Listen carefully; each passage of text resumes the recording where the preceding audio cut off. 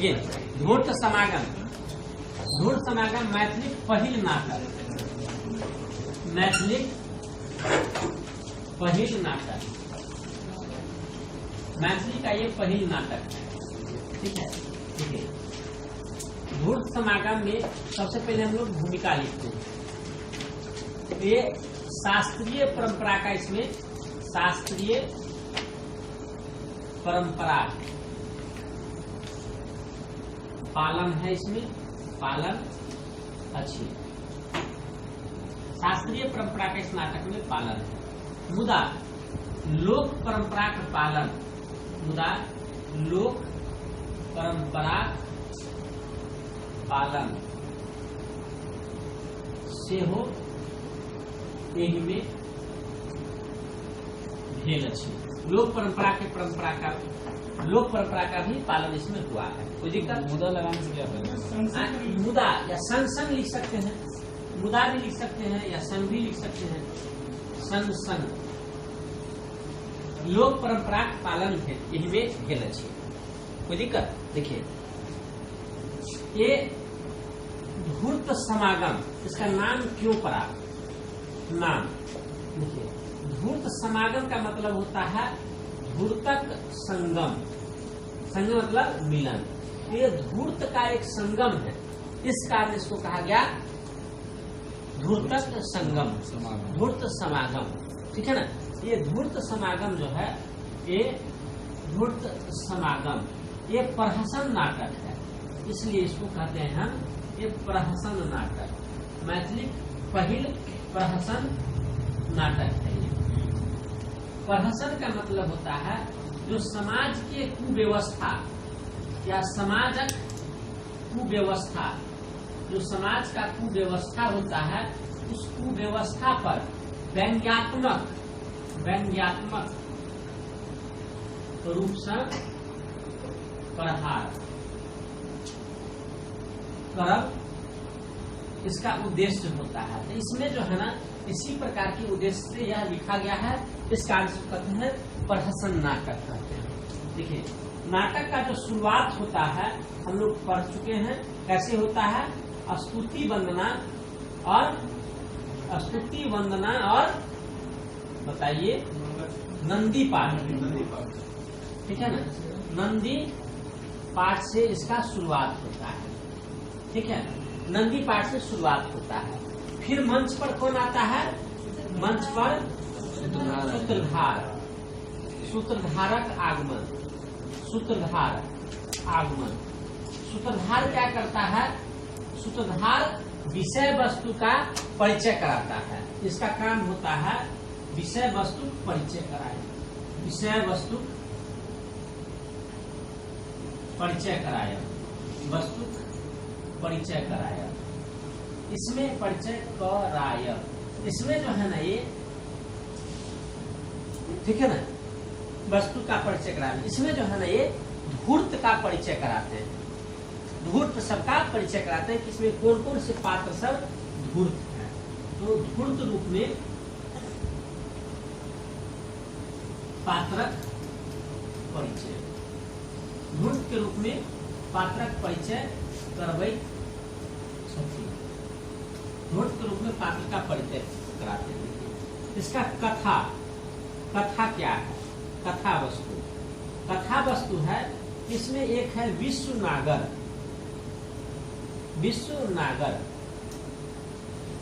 ठीक है, विश्वनागर गुरु है और इनका शिष्य है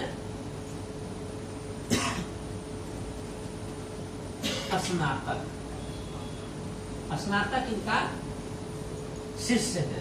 ठीक है ना? ये शिष्य है स्नातक।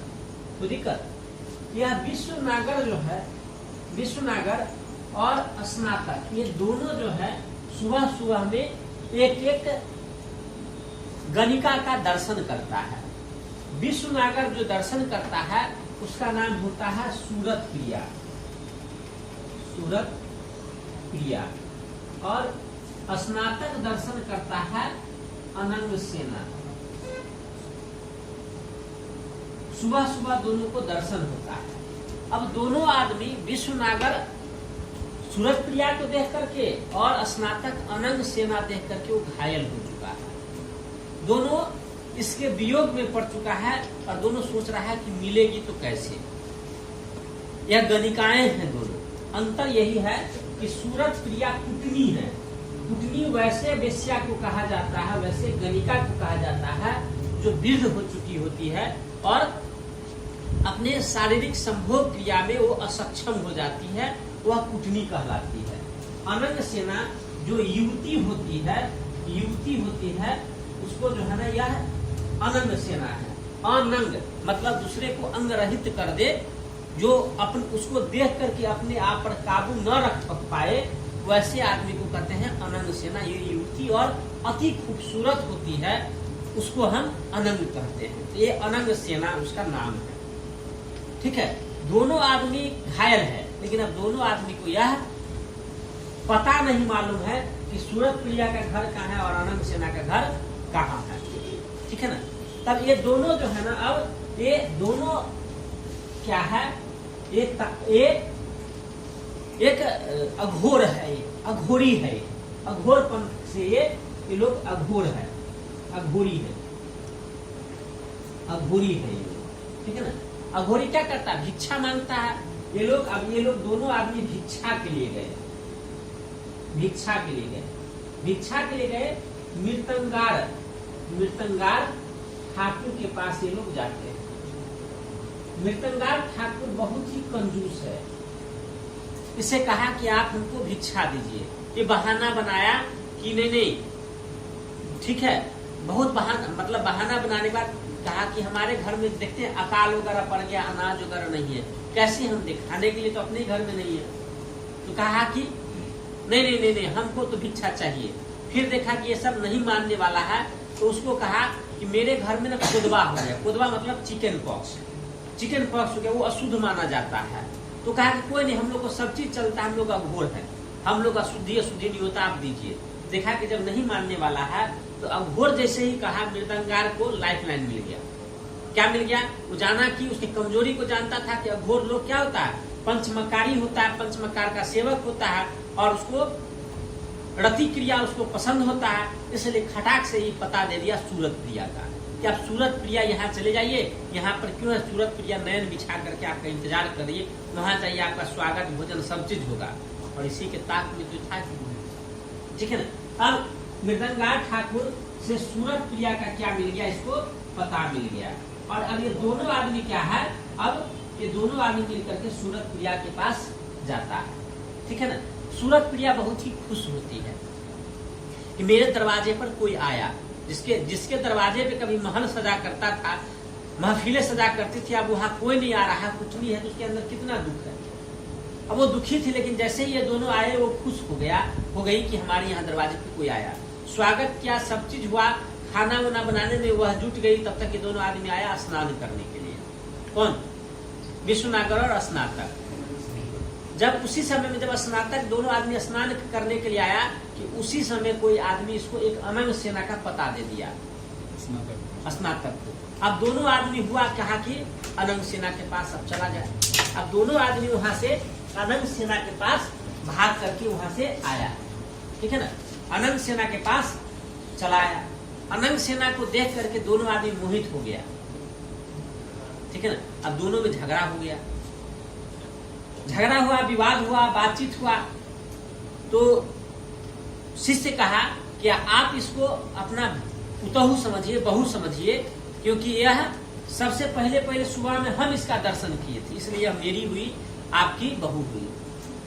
गुरु कहता है कि जब सूरा और सुंदरी सामने में आता है, तो सब सन्यासी धर्म जो है ना, कोठी पे चला जाता है। वो हमारा कुछ सन्यासी नहीं, ये तो मेरी हुई, क्योंकि सबसे बारे में हम इसके साथ सुने हुए थे, सबसे पहले इसके बारे में हम सुने हुए थे, इसलिए मेरी हुई।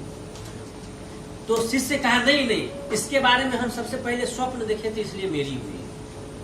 गुरु कहा, अंतिम नहला चला दिया, नहले पे दहला, कि हम स्वप्न में इसके साथ संभोग किए थे, इसलिए यह मेरी हुई, तुम्हारा हो ही नहीं सकती है। अब दोनों में झगड़ा हो गया।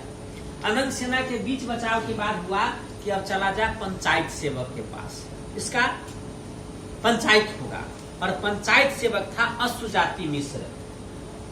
ठीक है ना, पंचायत सेवक के पास यहाँ पर ये लोग पहुंचा, पंचायत सेवक के पास यहाँ पहुंचा और पंचायत सेवक था अश्व जाति मिश्र, अश्व जाति मिश्र जो यहाँ का पंचायत सेवक था। इसका अश्व जाति का यहाँ 2 आदमी रहता था। एक इसका शिष्य था बंधु वंचक, बंधु वंचक, बंधु वंजक, बंधु वंजक और एक मूल नाशक नौवा, नौवा मतलब हजाम, ये रहता था। ये दोनों इसके दरवाजे पे यहाँ पे रहता था, दोनों शिष्य को। कोई दिक्कत? अब यहाँ पर पंचायत करने के लिए आया। ये सब क्या होता था, जो भी पंचायत सुरा सुंदरी का मुद्दा होता था, तीनों मिल करके तीनों आदमी अपना अपना अवसर तलाशता था कि किसी तरीके से इसको षड्यंत्र में फंसाया जाए और इसके साथ संभोग क्रिया किया जाए। अब यहाँ पर आया दोनों आदमी मिलने के लिए पंचायत में। अश्वजाति जब देखा कि दोनों आदमी नहीं मानने वाला है तो कहा कि सन्यासी के फेरा में आप कहाँ पड़े हुए हैं, हम तो उपस्थित हैं। तो अश्वजाति के पास वो चली आई। अब अश्वजाति के बीच में अभी दोनों देखा कि अरे ये तो ईद हथिया लिया, मेरा तो मामला गया। तो बंधु वंचक भी षड्यंत्र रचा और मूल नाशक भी कहा। नौवा जो है ना अपने हिसाब से स्टाइल मतलब षड्यंत्र रचा। कहा कि वाह वाह, आप दोनों आदमी का मिलन तो बड़ा दिव्य होगा, लेकिन ये जो दाढ़ी बढ़ा हुआ है बीच में, ये बड़ा क्या होगा, बाध्यकारी होगा। तो कोई बात नहीं, दाढ़ी बढ़ा दो। तो कहा कि दाढ़ी बना देंगे, लेकिन आप हम जो अभी तो हमको जाना है काम करने के लिए, लोग सब जो है ना, अगर हम आपका दाढ़ी बनाने लगेंगे, किसी का काम नहीं करेंगे तो हमारा बाल बच्चा जो भूखे मर जाएगा। आप उपार्जन दे दीजिए, धन दे दीजिए, तो हम नहीं जाएंगे, आप ही का दाढ़ी बनाने लगेंगे। तो बोला कि नहीं, तो दे देंगे बना। बोला कि नहीं कोई बात नहीं, तत्काल हम आपका हाथ पांव, आपका कौन भरोसा है, हाथ पांव बांध के देते हैं, बना देते हैं। जब आप धन मंगवा दीजिएगा तो हम आपका खोल देंगे। बोला कोई बात नहीं, बांधो बनाओ। हाथ पांव बांध दिया। तब अनंग सेना को कहा, जो आदमी अपने रक्षा नहीं कर सकता, हाथ पांव बना लिया, वो आपका क्या कर पाएगा, चलिए ठीक है हमारे साथ। अब नौमा लेके उसको चला गया। अब यही सब क्या है, इसमें सब धूर्त है, यही इसलिए धूर्तों का मिलन है, संगम है, इसलिए इसको कहा गया धूर्त समागम। ठीक है ना। तो ये धूर्त समागम नाटक का यही कहानी है। इसका भाषा, ये भाषा क्या है इसका, इसमें ये भी त्रैभाषिक है, मतलब 2 भाषा है इसमें। एक संस्कृत हो गया और एक हो गया मैथिली। ठीक है ना। और संस्कृत में इसका क्या है, यही नंदी पाठ, स्तुति वंदना सब है। नंदी पाठ, स्तुति वंदना और उच्च कोटि के संवाद वगैरह सब और संवाद सब। ठीक है ना। और मैथिली में गीत है। जयकांत मिश्र कहते हैं कि इसमें 20 गीत है, लेकिन इस 20 गीत में से 12 गीत ही उपलब्ध है, 8 गीत उपलब्ध नहीं है। ठीक है। और इस नाटक में गीत का प्रधानता है। कहते हैं नाटक जो है ना गीत से ही चलता है। नाट्य शास्त्र में भी गीत और वाद्य यंत्र को महत्व दिया गया है, इसलिए इसमें कहते हैं नाटक राग ताले, मतलब नाटक जो है ना राग और ताल से ही चलता है। इस कारण से इस नाटक में राग ताल का अधिक महत्व दिया गया है। मतलब यह नाटक जो है ना पद्यात्मक कम और गद्यात्मक कम और पद्यात्मक अधिक है। मतलब इसी कारण से ऐसे नाटक को गीति नाटक माना जाता है। गीति मतलब गीत प्रधान नाटक। ठीक है ना। और यहीं से गीति नाटक का शुरुआत हो जाता है। मध्यकालीन नाटक में भी गीत नाटक है, लेकिन गीति नाटक का शुरुआत यहीं से है। ठीक है ना। ठीक है। इस नाटक के माध्यम से उस समय में जो पंचायत व्यवस्था वगैरह था, जो उस समय के लिए जो सामाजिक कुव्यवस्थाएं थी, महिला का जो स्थिति था, ठीक है ना, ये सब क्या थे, विश्वनागर और स्नातक, ये इस प्रकार ये अघोर थे। अघोर उस समय हिंदू में अघोर थे और बौद्ध में भी बद्रियानी लोग थे। तो ये सब तंत्र शाखा के लोग होते थे। तो तंत्र शाखा में जैसे बौद्ध मठ वगैरह समय जो रहती थी या गणिकाएं रहती थी, उस महिला की स्वेच्छाचारिता कैसी थी, ये सब पर जो है ना प्रकाश डालने का इसमें प्रयास किया गया है।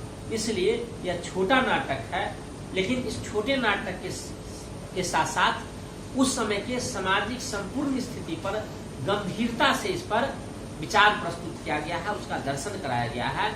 और यह नाटक उस समय का दर्पण समझा जाता है। ठीक है, यही है आपका धूर्त समागम।